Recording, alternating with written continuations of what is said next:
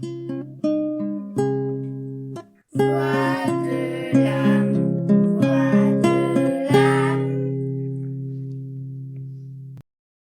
Mon père, pouvez-vous m'expliquer ce qu'on doit faire à la Toussaint comme prière et à la fête des morts? Devons-nous aller au cimetière, aller à la messe, faire des prières pour nos parents, pour nos grands-parents et pour nos amis? Que pouvons-nous faire pour méditer la mort et changer de vie pour le bien? Merci mon Père. Amen. Eh bien oui, Marie-Hélène, je vais répondre à vos questions. Merci de les avoir posées. Merci de continuer à m'aider dans cette petite vidéo. Je vous remercie beaucoup.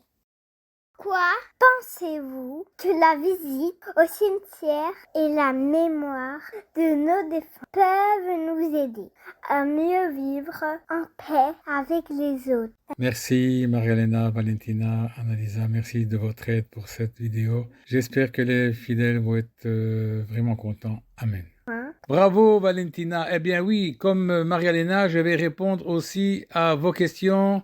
Merci beaucoup de m'avoir aidé encore dans cette vidéo. Merci beaucoup. En quoi le fait de méditer sur la vie et la mort, comme le suggère le psaume 90, peut-il nous aider à faire des choix plus sages dans notre vie quotidienne? Merci Marie-Hélène, Valentina, Annalisa, merci de votre aide pour cette vidéo. J'espère que les fidèles vont être vraiment contents. Amen. Au nom du Père et du Fils et du Saint-Esprit, Amen. Bonjour à tous, ici Père Philippe vous dit bonjour. Aujourd'hui, j'aimerais vous parler de la Toussaint et de la fête des morts, 2 jours importants pour les chrétiens et pour la culture en général. Commençons par la Toussaint. Chaque année, le 1er novembre, les chrétiens célèbrent cette fête pour honorer tous les saints et saintes, connus ou inconnus. Mais qu'est-ce que cela signifie réellement? La Toussaint, c'est l'occasion de rendre hommage aux personnes qui ont vécu leur foi de manière exemplaire. Ce sont ces hommes et ces femmes, saints ou martyrs, qui ont marqué l'histoire pour leur amour, pour leur charité et leur engagement envers Dieu et les autres. Le Seigneur nous invite à aspirer de cette même sainteté en nous disant dans les Écritures « Soyez saints car moi, le Seigneur, je suis saint » Lévites chapitre 11, verset 45. Ou encore « Soyez donc parfaits comme votre Père céleste est parfait » dans l'Évangile Saint-Matthieu au chapitre 5, verset 48. Au sommet de cet exemple de sainteté, il y a Jésus-Christ qui a donné sa vie par amour pour l'humanité. Il nous enseigne qu'il n'y a pas de plus grand amour que de donner sa vie pour ses amis. Ben oui, tous ces martyrs qui ont donné leur vie pour le Christ, notre Seigneur, c'est incroyable. C'est vraiment quelque chose de très grand. Donner la vie pour quelqu'un d'autre. Donner sa vie pour quelqu'un d'autre, pour Jésus-Christ, bien entendu. Donner sa vie pour Jésus-Christ. Martyr pour Jésus-Christ. Dans Saint Jean, au chapitre 15, verset 13, Jésus est notre modèle, celui qui nous guide vers le bien et la vérité en nous disant « Je suis le chemin, la vérité et la vie ». Saint Jean, chapitre 14, verset 6. À ses côtés, nous avons la Sainte Vierge Marie, un grand modèle de foi, de dévotion et de fidélité à Dieu. Lorsqu'elle dit au moment de l'Annonciation « Voici la servante du Seigneur, que tout m'advienne selon ta parole ». Saint Luc, chapitre 1, verset 38. Elle nous montre l'exemple de l'humilité et de la confiance en qui? La confiance en Dieu.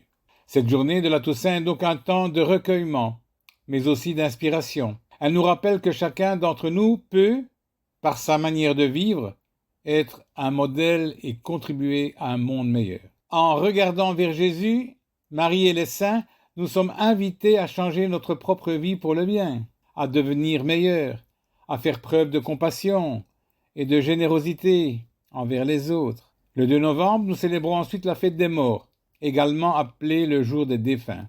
C'est souvent une occasion de se rendre au cimetière, de regarder les tombes de ceux qui nous ont précédés, en silence, nous rappelant qu'eux aussi ont vécu, qu'ils ont été riches ou pauvres, célèbres ou anonymes, et pourtant, ils reposent ici dans le même silence. Le prophète Job nous rappelle que, nus, nous venons dans le monde et nus, nous en repartirons. Job, chapitre 1, verset 21. Car tous, sans aucune distinction, nous retournerons à la terre. Ces visites nous rappellent notre propre fragilité et que nous sommes tous appelés, un jour, à suivre ce même chemin. Pourquoi donc tant de disputes, de querelles, alors que la vie est si courte? Jésus, notre Seigneur, nous dit « Heureux les artisans de paix, car ils seront appelés fils de Dieu » dans Saint Matthieu au chapitre 5, verset 9. Alors il nous encourage à chercher la paix, à mettre de côté la rancune, car ce sont l'amour et la réconciliation qui comptent vraiment. Saint Paul nous enseigne aussi à faire tout notre possible pour être en paix avec tous. Romains, chapitre 12, verset 18. Ce passage au cimetière est l'occasion de réfléchir, de bien réfléchir à nos propres vies et de choisir de faire le bien, de laisser derrière nous un héritage de paix et de bonté. Enfin, la fête des morts est aussi un rappel pour chacun de nous de vivre pleinement en prenant conscience de la fragilité de la vie. Le psaume 90 nous dit « Apprends-nous donc à bien compter nos jours pour que notre cœur acquiert la sagesse. » Psaume 90, verset 12. En réfléchissant à la mort, nous sommes invités à vivre de manière plus juste et plus sage, et laissant derrière nous un héritage de bonté et d'amour. Ainsi, en célébrant la Toussaint et en nous recueillant pour la fête des morts, nous honorons la mémoire de ceux qui nous ont inspirés, et nous nous engageons à quoi faire? À leur ressembler un peu plus chaque jour. Alors aujourd'hui, pour tous vos morts, pour tous vos défunts, pour tous ceux que vous avez aimés, tous ceux qui vous ont laissé un héritage, pour tous ceux où vous n'êtes pas bien entendus, nous demandons le paradis éternel, la paix pour eux et la santé pour ceux qui restent en vie, bien entendu. Et le courage, allez-y, allez voir vos morts, allez à la Sainte Messe le dimanche, priez pour vos morts, demandez des messes pour vos défunts, et vous verrez là où ils sont, ils vont vous protéger. Soyez bénis par Jésus-Christ notre Seigneur, au nom du Père et du Fils et du Saint-Esprit. Je vous salue Marie, pleine de grâce, le Seigneur est avec vous. Vous êtes bénie entre toutes les femmes, et Jésus, le fruit de vos entrailles, est béni.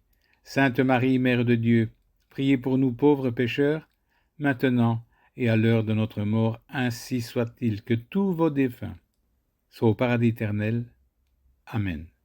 Ici Père Philippe, merci de m'avoir écouté, et une belle fête de Toussaint et la fête des morts à tous vos défunts et à tous vos saints préférés. Amen.